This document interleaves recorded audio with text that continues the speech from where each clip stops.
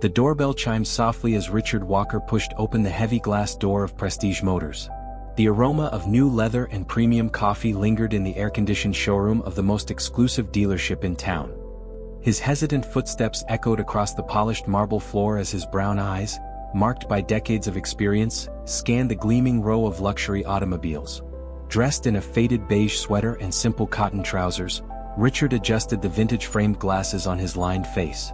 At 72, his posture still carried the dignity of someone who knew his worth, even if his appearance didn't scream wealth.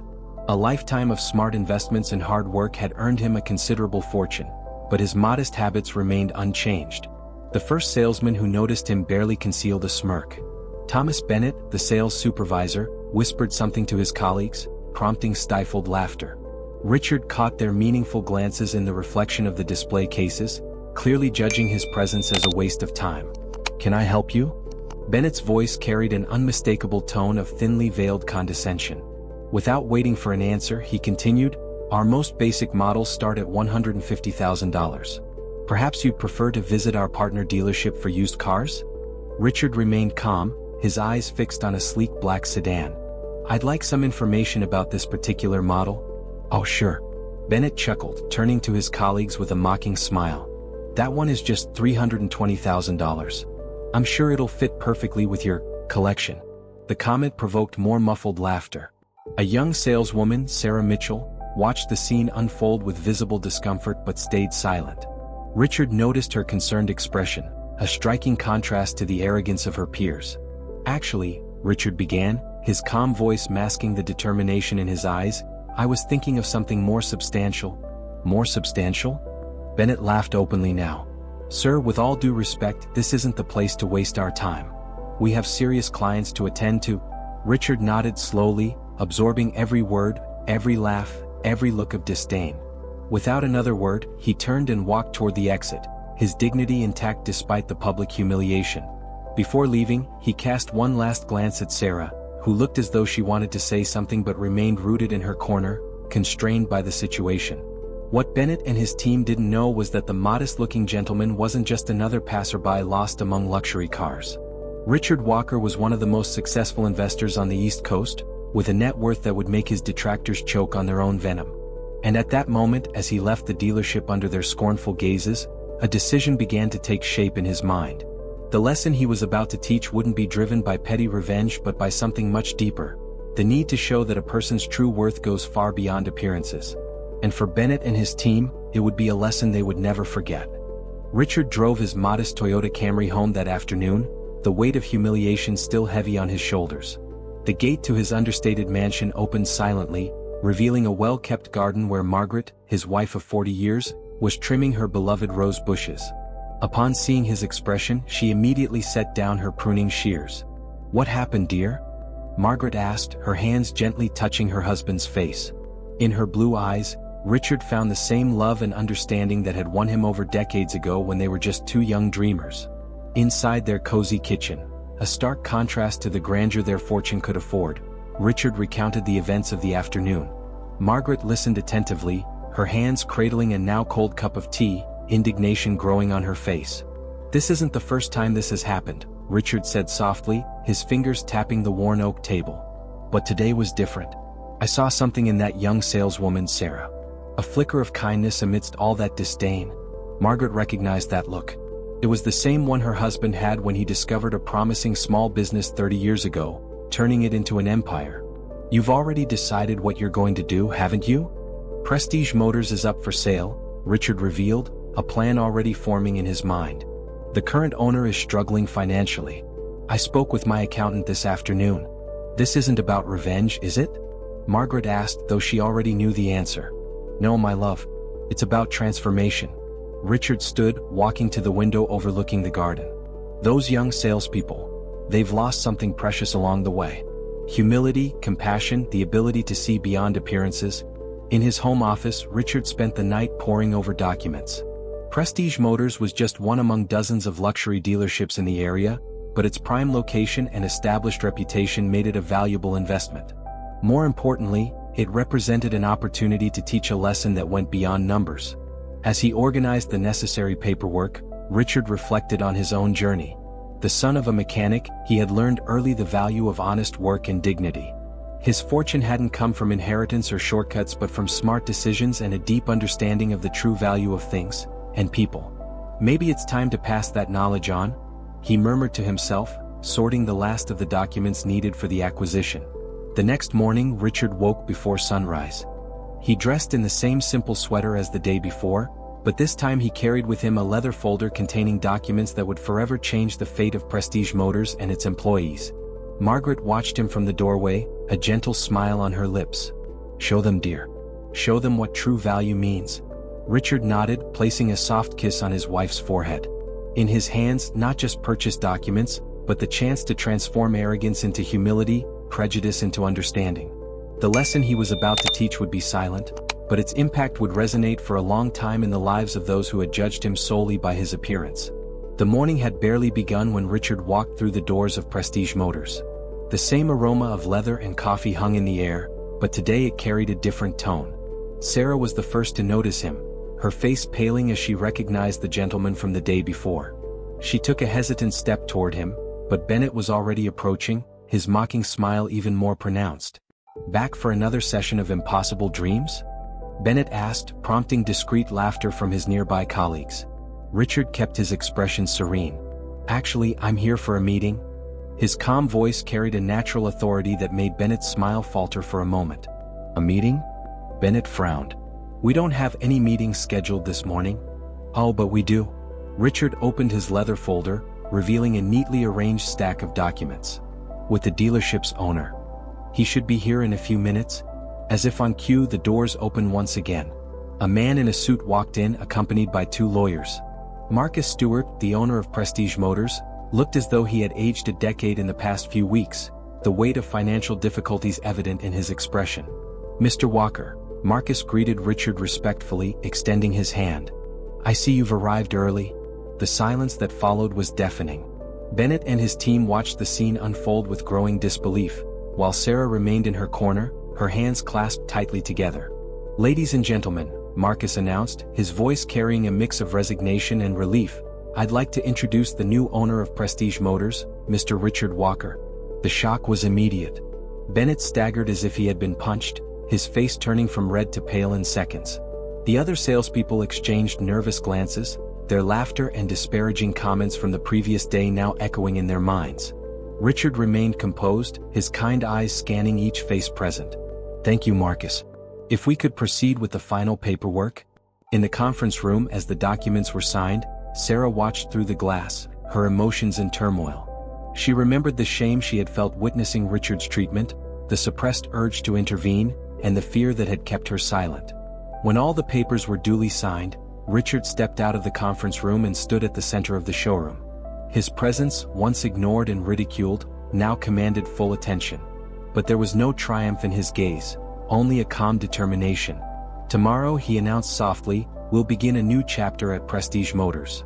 An era where respect and dignity are as important as sales. Where we judge less and listen more." His eyes met Sarah's, and in them she saw not anger or vengeance, but a profound understanding of people's value beyond appearances.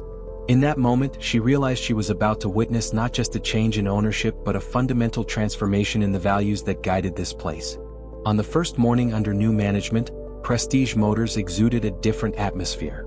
Richard arrived early, carrying a simple box of homemade donuts baked by Margaret. The sweet aroma mingled with the premium coffee, creating a warm and inviting ambience that contrasted with the palpable tension among the staff.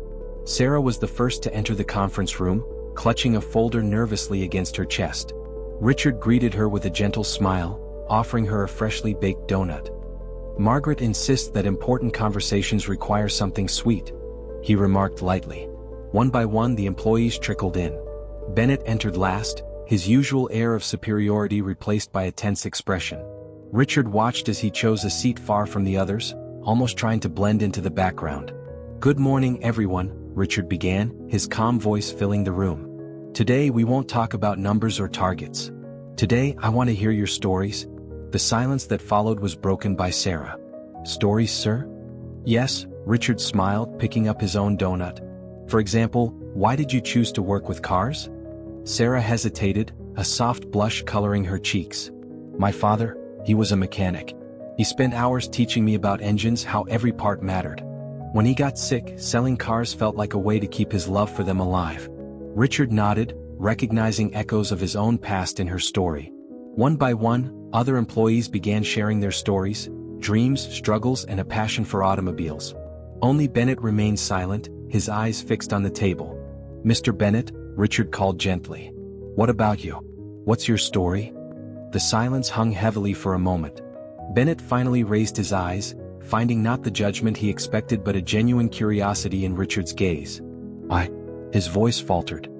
"I grew up with nothing. I promised myself I'd never feel that helpless again. That I would become someone." His hands trembled slightly. "I think in the process I forgot who I was." Richard stood slowly, walking over to Bennett. He placed a gentle hand on his shoulder. "Sometimes we need to lose ourselves to find ourselves again." In that moment, something shifted in the room. The masks began to fall, revealing the vulnerable people behind the polished facades. Richard then shared his own story, the mechanic's son who learned the value of honest work, who built his fortune not to flaunt it but to make a difference. "Starting today," he announced, "our mission won't just be to sell luxury cars. It will be to create connections, understand dreams, and respect every person who walks through that door, regardless of their appearance or bank account." Sarah felt tears well up in her eyes, recognizing in those words the kind of leader she had always dreamed of following. Bennett, for the first time in years, felt the weight of arrogance lift from his shoulders, replaced by something lighter, hope. In the weeks that followed, Prestige Motors underwent a quiet yet profound transformation. Richard implemented subtle changes that completely altered the atmosphere of the dealership. The first was replacing the premium coffee with a small homemade coffee station where both customers and employees could serve themselves freely, creating a warmer and less intimidating environment. Sarah discovered a newfound passion for her work. Under Richard's gentle guidance, she began sharing not just technical specifications with customers but heartfelt stories about cars that resonated with people. Her natural sincerity attracted customers who, like her, saw cars as more than just status symbols. They saw dreams, memories, and connections. One afternoon, a young couple walked into the dealership. The pregnant woman held onto her husband's arm, both of them clearly uncomfortable in the luxurious setting. Bennett, who would have once dismissed such customers with a disdainful glance, surprised everyone by approaching them with a genuine smile.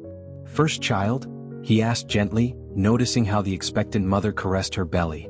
"Yes," the husband replied hesitantly. "We need something safer than our current car." Bennett led them not to the most expensive model but to a vehicle that best suited the needs of a growing family. As he explained the safety features, his voice carried a genuine concern for the well-being of that family. Richard watched the scene from his office, a soft smile on his lips. Margaret, who had come to bring him a homemade lunch, entwined her fingers with his. "Did you see that?" she whispered, moved. "The real change," Richard replied, "happens in the hearts of people." Bennett's transformation was particularly remarkable. The man who once measured people's worth by the size of their bank accounts now found fulfillment in helping families achieve their dreams. His experience and knowledge, once used to intimidate, had become tools to connect and serve. On a quiet morning, Bennett knocked on Richard's office door.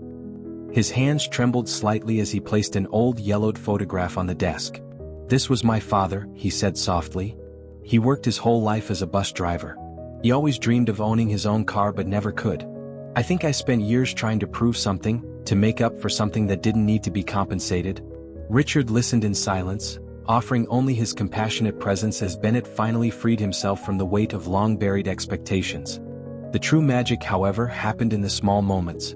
Like when Sarah organized a monthly breakfast where employees shared stories about their first cars. Or when an elderly customer spent an entire afternoon reminiscing about road trips with his late wife, and no one hurried him to leave. One quiet autumn afternoon, Margaret brought a freshly baked cinnamon cake to the dealership. The sweet aroma filled the space as she observed, with maternal eyes, the transformation that had taken place there. It wasn't just the small physical changes, the comfortable chairs in the corner, the old photographs of classic cars on the walls. It was something deeper, something that touched the soul. Sarah sat with an elderly customer, sharing a slice of Margaret's cake. The woman held a photo of an old red Cadillac in her trembling hands. "It was our first car after we got married," the woman explained, her eyes shining with memories. "Henry worked 2 extra years at the factory to buy it. After he passed, well, driving was never the same. Sarah gently covered the woman's hands with her own. "Tell me more about Henry and the red Cadillac." At the other end of the showroom, Bennett was leading a different kind of tour. A shy teenager and his father, a man with calloused hands and simple clothing, marveled at the cars. "My son loves mechanics," the father explained, embarrassed. "I know we can't afford anything here, but he dreamed of seeing these cars up close." The old Bennett would have dismissed them with disdain. But the new Bennett smiled, his eyes lighting up with an idea. "How about a special mechanics lesson?" He knelt to the boy's level. "I can show you how these engines work. Who knows, maybe one day you'll be here designing the next model?" Richard, watching these scenes from his desk, felt a profound emotion well up in his chest. Margaret approached, wrapping her arms around his shoulders. "You made this happen," she whispered. "No," Richard replied softly. "They did. I just showed them it was possible." That same afternoon, something extraordinary happened. Bennett gathered the team for a proposal. They wanted to start a mentorship program for young people interested in mechanics and automobiles. Sarah suggested partnerships with local schools. Other employees volunteered to teach classes on weekends. "We can be the difference we wished we'd found in our own journeys," Bennett explained, his voice filled with emotion. Richard's heart swelled with pride. The lesson he had hoped to teach had grown into something much bigger. It had become a cycle of kindness and understanding that would continue far beyond him. At the end of the day, as the sun began to set, Sarah found a small box on her desk. Inside was an old key and a note from Richard, to remind you that every person who walks through those doors carries a story worth hearing. Keep opening doors, Sarah. A year had passed since that first morning Richard Walker stepped through the doors of Prestige Motors. Autumn painted the trees outside in golden hues, while inside the dealership, an intimate celebration was taking shape. Margaret had transformed the showroom into a cozy space, with tables arranged among the gleaming cars. The aroma of her famous Sunday roast filled the air, mingling with the laughter and conversations that flowed naturally between employees and their families. Sarah, now the sales manager, helped serve plates while sharing the stories that had shaped the dealership with a new hire. Her smile carried the confidence of someone who had finally found her true purpose.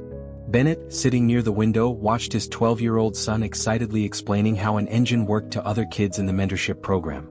His eyes shimmered with unshed tears, not of bitterness or regret, but of profound gratitude. "Your father would be proud," Richard said softly, approaching Bennett with 2 cups of coffee. "Of you, of the man you've become." Bennett accepted the cup, his hands no longer trembling as they once did when speaking about his past. "You know, for years I thought success meant having the right things. Now I understand it means being the right person." In the center of the showroom, a small improvised stage had been set up. Richard stepped onto it, holding Margaret's hand. Silence naturally fell over the room, with smiling faces turned toward the couple who had changed so many lives.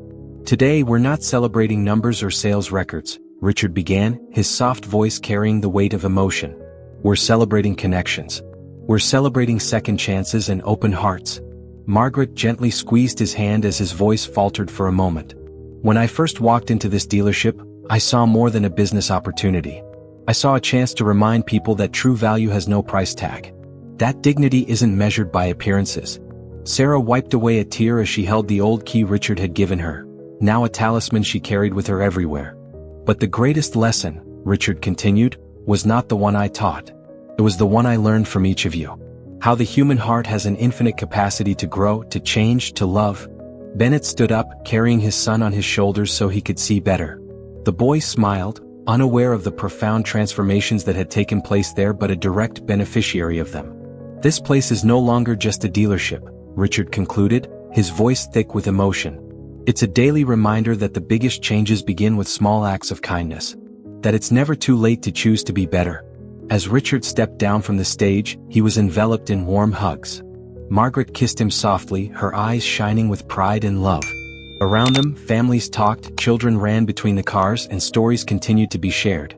Prestige Motors had become more than just a business. It was a sanctuary of second chances, a living testament to the transformative power of humility and understanding. And so, on a golden autumn afternoon, Richard Walker looked at his most precious legacy. Not the gleaming cars or the impressive figures, but the genuine smiles and transformed hearts that filled the space with something far more valuable than any material luxury: true love and human connection. Dear friends of soul and history, if this story touched your heart, don't hesitate to share your thoughts in the comments. Your stories and experiences enrich our community. If you'd like more narratives exploring the depths of the human soul, give this video a like and subscribe to the channel. Together, we'll continue discovering stories that remind us of life's true value. Until our next emotional journey.